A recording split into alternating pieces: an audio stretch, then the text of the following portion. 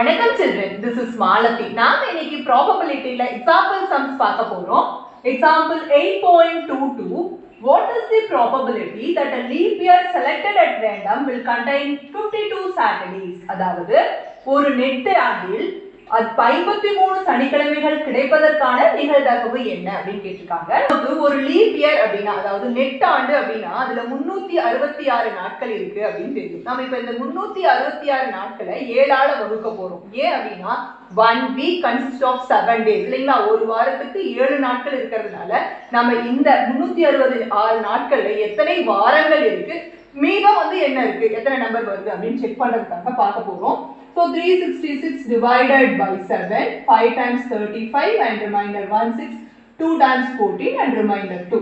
அப்போ மொத்தம் இந்த 366 நாட்கள்ல 52 வாரமும் 2 நாட்களும் மீதி இருக்கு.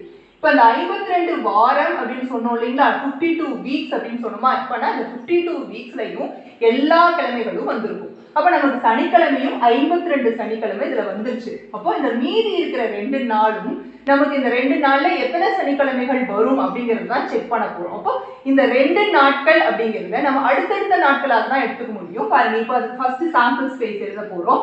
கூறுவழி எப்படி எழுதுறது அப்படின்னா, நம்ம ஞாயிற்றுக்கிழமையில இருந்து ஸ்டார்ட் பண்ணி எழுதுவோம். ஞாயிறு, திங்கள், அதாவது சண்டே. 2 நாள் அடுத்தடுத்த நாட்கள் தானே வருங்க, அதனால சண்டே, மண்டே. அடுத்து என்ன வரும்? மண்டே, டியூஸ்டே, அது மாதிரி Tuesday, Wednesday, Wednesday, Thursday, Thursday, Friday, Friday, Saturday and Saturday, Sunday.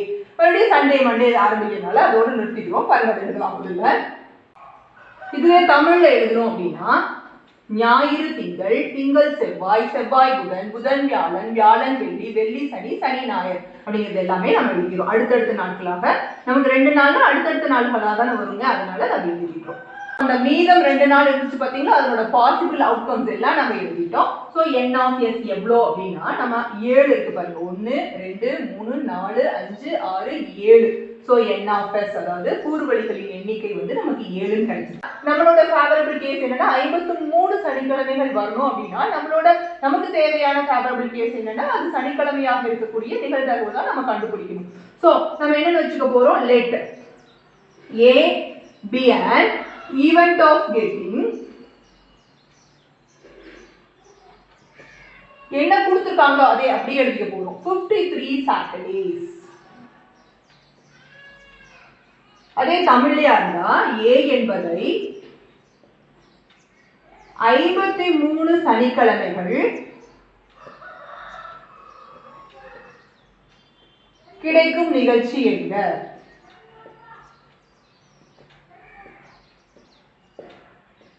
அப்படின்னு எழுதிக்கிறோம். சோ எதெல்லாம் சனிக்கிழமையோ அதனால தான் நம்ம எழுதிக்கணும். சோ பாருங்க, ஃபர்ஸ்ட் ஏ எழுத போறோம். எங்கெல்லாம் சனிக்கிழமை இருக்குன்னா பாருங்க, வெள்ளி, சனி, சனி, ஞாயிறு 2 சான்ஸ் இருக்கு. அதாவது ஃப்ரைடே, சாட்டர்டே, சாட்டர்டே, சண்டே அப்படின்னு அதை தான் எடுத்து எழுதிக்க போறோம். சோ ஃப்ரைடே, சாட்டர்டே இது இந்த 2 நாள்ல இருக்கலாம். அடுத்த இல்லைன்னா சாட்டர்டே, சண்டேவா இருக்கலாம். அதுவே தமிழ்ல எழுதணும்னா வெள்ளி, சனி, சனி, ஞாயிறா இருக்கலாம் அப்படின்னு எழுதிக்கலாம். ஸோ n of a என்ன அப்படின்னா, இது ஒரு உறுப்பு, இது ஒரு உறுப்புன்னு மொத்தம் 2 உறுப்புகள் நமக்கு n of a. So p of a என்ன அப்படின்னா n of a by n of s. n of a by n of s. n of a 2, n of s பாருங்க இது 7. இதுதான் நமக்கு தேவையான answer. p of a is 2/7. Example 8.23. A die is rolled and a coin is tossed simultaneously. Find the probability that the die shows an odd number and a coin shows a head. அதாவது ஒரு பகடை உருட்டப்படும் அதே நேரத்தில் ஒரு நாணயமும் சுண்டப்படுகிறது. பகடையில் ஒற்றைப்படை எண் கிடைப்பதற்கு நாணயத்தில் தலை கிடைப்பதற்குமான நிகழ்தகவை காண்க அப்படின்னு இருக்காங்க. பாருங்க, நம்ம கிட்ட ஒரு பகடை டை இருக்கு. சோ இதனோட ஆல் பாசிபிள் அவுட்கம்ஸ், அதாவது என்னெல்லாம் இதனுடைய விளைவுகள் அப்படின்னு முதல்ல எழுதிடுறோம். 1 2 3 4 5 6 அப்படிங்கிறது இந்த டையோட, அதாவது பகடையோடைய அவுட்கம்ஸ் எல்லாத்தையுமே நம்ம எழுதிட்டோம். இப்போ இது போடவே இதை சைமல்டேனியஸா இந்த நாணயத்தும் போடும்போது பாத்தீங்கன்னா ஒரு ஹெட் ஒரு டெயில், இதுக்கு ஒரு ஹெட் ஒரு டெயில், இது ஒரு ஹெட் டெயில் ஹெட் டெயில் அப்படின்னு தலைப்பூன்னு ரெண்டுக்குமே வரும். ஸோ அதை தான் நாம இங்க காட்ட போறோம். பாருங்க, ஹெட் டெயில், இதுக்கும் ஹெட் ஒன்று வரும், தலை ஒன்று பூ ஒன்றுன்னு எல்லா நம்பர்கிட்டையும் இந்த வாய்ப்புகள் இருக்கு. இதை வச்சு நம்ம முதல்ல சாம்பிள் ஸ்பேஸ் எழுதிக்கலாம், அதாவது கூறுவழி எழுதிக்கலாம். ஹெச்சும் ஸோ முதல்ல இதனோட சாம்பிள் ஸ்பேஸ் எழுத போறோம் நாம. So S is equal to set பிராக்கெட்ல பாருங்க 1h 1hம் 1tயும் வருமா ஃபர்ஸ்ட்ல 1t, அதுக்கப்புறம் 2h 2t, so 2h 2t, அதே போல 3h 3t, 4h 4t, 5h 5t and 6h 16 all possible outcomes நம்ம சாம்பிள் ஸ்பேஸா கூறுவழியாக எழுதிட்டோம். இப்போ n of s என்ன அப்படின்னா இதனோட எண்ணிக்கை 1 2 3 4 5 6 7 8 9 10 11 12 அப்படின்ற எழுதுறோம். இப்போ நமக்கு என்ன தேவை அப்படின்னா பாருங்க, find the probability that the die shows an odd number, அதாவது இந்த பகடையில இந்த டைல odd numbers மட்டும் வரணும் அப்படின்னா பாருங்க, இது 1 3 ஒற்றைப்படை எண்கள், 5 இந்த 3 odd numbers வரணும். அப்புறம் காயின்ல ஹெட் மட்டும் வரணும், தலை மட்டும் வரணும் அப்படின்னு இருக்காங்க. அப்ப இந்த காம்பினேஷன்ல இது, இந்த காம்பினேஷன்ல இது, இந்த காம்பினேஷன்ல இது அப்படிங்கிற மாதிரி, அதாவது நமக்கு முன்னாடி இருக்கிறது ஒற்றைப்படை எண்ணாகவும் பின்னால இருக்கிறது ஹெட் ஆகவும் இருக்கணும் அப்படின்னு இருக்காங்க. ஸோ அதை எழுதிக்க போறோம். let A be an event of getting, இப்ப நான் क्वेश्चनலயே கொடுத்திருக்காங்க, அப்படியே பார்த்தே எழுதிக்கலாம். getting that a die shows an odd number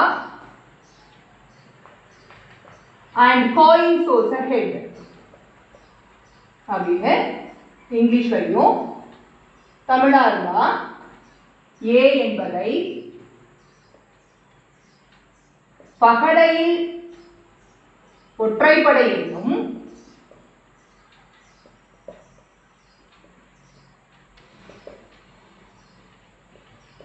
நாணயத்தில் தலையும் கிடைக்கும் எழுதிட்டு நம்ம ஃபர்ஸ்ட் A என்ன அப்படின்னு எழுதிக்க போறோம்.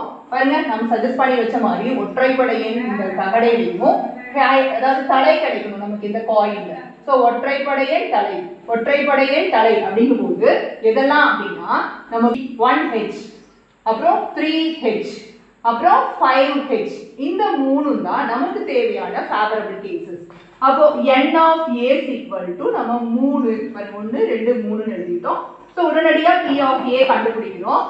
n of a by n of s, n of aங்கிறது 3, n of s அப்படிங்கிறது 12. நம்மளால சுருக்க முடியும் 3 ஒரு வாட்டி 3 4 வாட்டின்னு. therefore p of a ஓட மதிப்பு, அதாவது நமக்கு பகடையில ஒற்றைப்படை என்னும் நாணயத்துல தலையும் கிடைக்கக்கூடிய நிகழ்தகவு 1/4 எழுதி. எக்ஸாம்பிள் 8.24, ஒரு பையில் 6 பச்சை நிற பந்துகளும் சில கருப்பு மற்றும் சிவப்பு நிற பந்துகளும் உள்ளன. கருப்பு நிற பந்துகளின் எண்ணிக்கை சிவப்பு நிற பந்துகளை போல் 2 மடங்காகும். பச்சை பந்துகள் கிடைப்பதற்கான நிகழ்தகவு சிவப்பு பந்துகள் கிடைப்பதற்கான நிகழ்தகவை போல் 3 மடங்காகும். இவ்வாறெனில் கருப்பு பந்துகளின் எண்ணிக்கை மொத்த பந்துகளின் எண்ணிக்கை ஆகியவற்றை கணக்கிடுங்கன்னு சொல்லியிருக்காங்க. அதாவது ஒரு பேக்குள்ளார நமக்கு 6 கிரீன் பால்ஸ் இருக்கு, கொஞ்சம் கருப்பு பாலும் கொஞ்சம் சிவப்பு பாலும் அதுக்குள்ளார இருக்கு. இந்த கருப்பு பாலோட எண்ணிக்கை எப்படி இருக்கு அப்படின்னா சிவப்பு பாலோட எண்ணிக்கை போல 2 மடங்கு இருக்கு, டபுள் டைம்ஸ் இருக்கு அப்படின்னும் probability of getting the green ball is equal to thrice the probability of getting the red balls அப்படின்னு சொல்லியிருக்காங்க. அதுக்கப்புறம் number of black balls கண்டுபிடிங்க, total number of balls என்ன அப்படிங்கிறதையும் கண்டுபிடிங்கன்னு சொல்லியிருக்காங்க. நம்ம ஃபர்ஸ்ட் என்ன தெரியுமோ அதை நம்ம வந்து டேட்டாவா கொடுத்துட போறோம். பச்சை நிற பந்துகளின் எண்ணிக்கை அவங்க நம்ம கொடுத்துட்டாங்க, நம்பர் ஆஃப் கிரீன் பால்ஸ் எவ்வளோன்னு கொடுத்துருக்காங்க, 6ன்னு கொடுத்துருக்காங்க. நம்ம எண்ட் ஆஃப் கிரீன் பால்ஸ்ங்கிறதுனால G அப்படின்னு வச்சுக்க போறோம். பச்சை நிற இங்கிலீஷ்ல கிரீன்னு சொல்றதுனால எண்ட் ஆஃப் G 6. பட் சிகப்பு பாலோட எண்ணிக்கை நமக்கு தெரியாது இல்லைங்களா. So n of red balls அப்படின்னு சொல்றதுனால எண்ட் ஆஃப் 6 நம்ம X அப்படின்னு வச்சுக்கிறோம். அப்புறம் இன்னொன்று சொல்லியிருக்காங்க பாருங்க, கருப்பு நிற பந்துகளின் எண்ணிக்கை சிவப்பு நிற பந்துகளை போல் 2 மடங்கு. அப்போ இது மாதிரி 2 times டைம்ஸ் வந்து நமக்கு இந்த பிளாக் பால்ஸோட எண்ணிக்கை. அப்ப 2 டைம்ஸ் x ன்னு எழுதிட்டோம். இது n ஆஃப் பிளாக் பால்ஸ்க்கு b, அதாவது கருப்பு அப்படிங்கறது இங்கிலீஷ்ல பிளாக்னு சொல்றதுனால n ஆஃப் b எழுதிட்டோம்.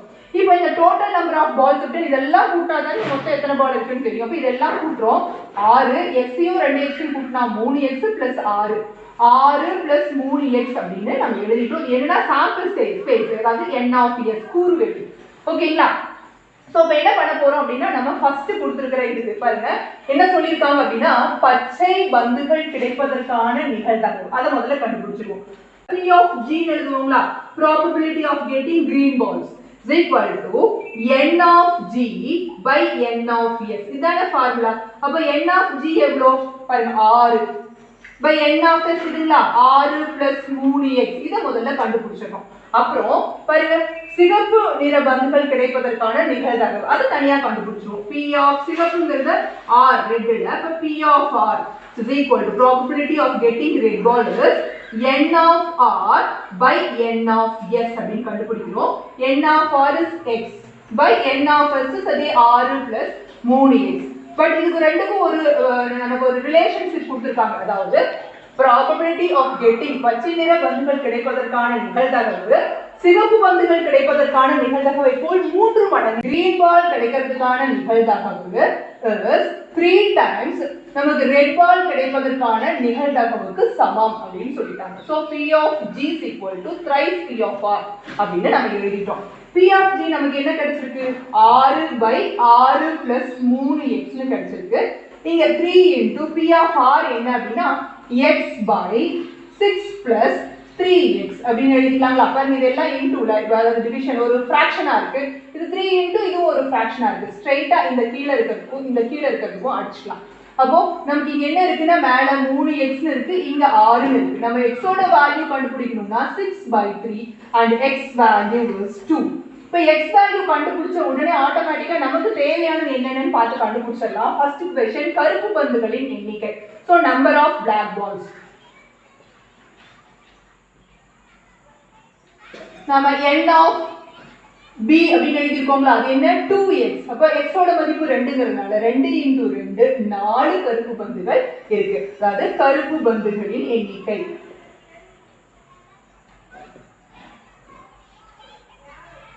நமக்கு ஃபர்ஸ்ட் क्वेश्चनோட ஆன்சர் கிடைச்சிருச்சு 4 அப்படின்னு. இது ஃபர்ஸ்ட் क्वेश्चनோட ஆன்சர். இதுல செகண்ட் क्वेश्चन என்ன அப்படின்னா டோட்டல் நம்பர் ஆஃப் பால்ஸ் என்ன அப்படி இருக்காங்க. டோட்டல் நம்பர் ஆஃப் பால்ஸ் அதாவது மொத்த பந்துகளின் எண்ணிக்கை.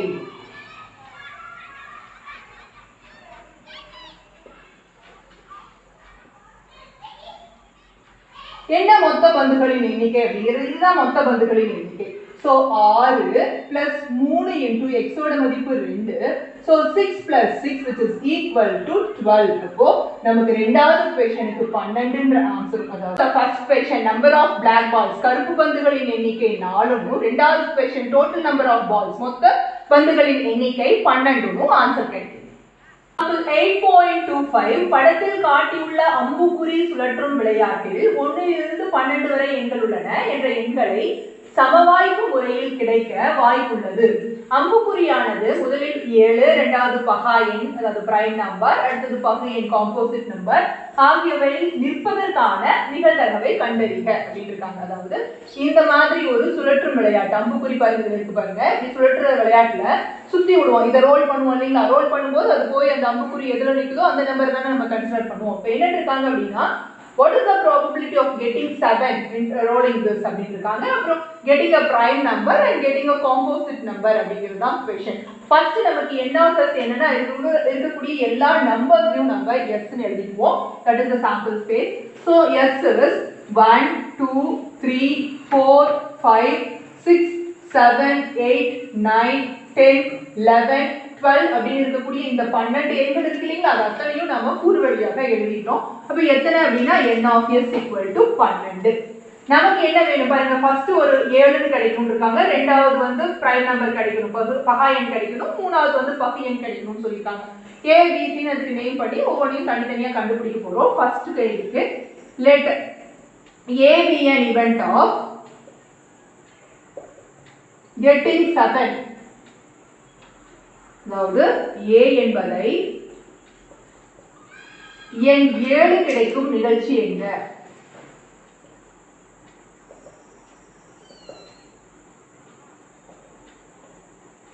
அப்படின்னு வச்சுக்கிட்டு அப்ப A 7 ஒரே ஒரு வாட்டி தான் கிடைக்கும். சோ n of A அப்படின்னா 1. P of A கண்டுபிடிக்க போறோம். So n of A by n of S. அப்ப 1 by 12. ஏன்னா n of S ஓட மதிப்பு 12, n of A ஓட மதிப்பு 1. So 1 by 12. இரண்டாவது கேள்வி, let B be an event of getting prime number.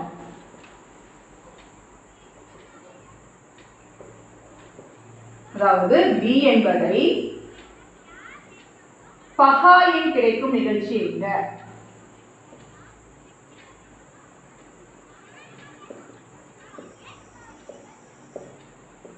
அப்படின்னு எழுதிக்கிறோம்.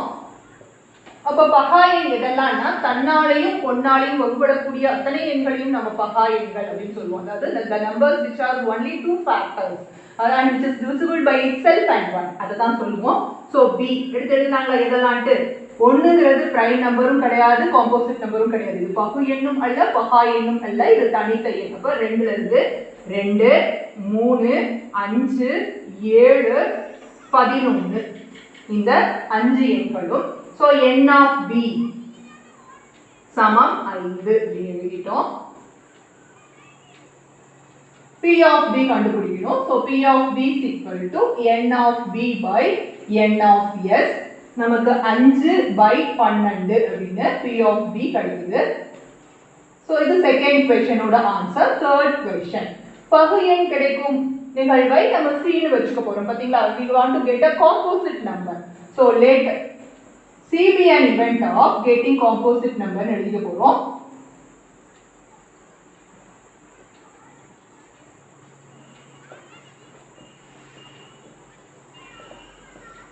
அதாவது C என்பதை பகு எண் கிடைக்கும் நிகழ்ச்சி என்க அப்படின்னு எழுதிக்கிறோம்.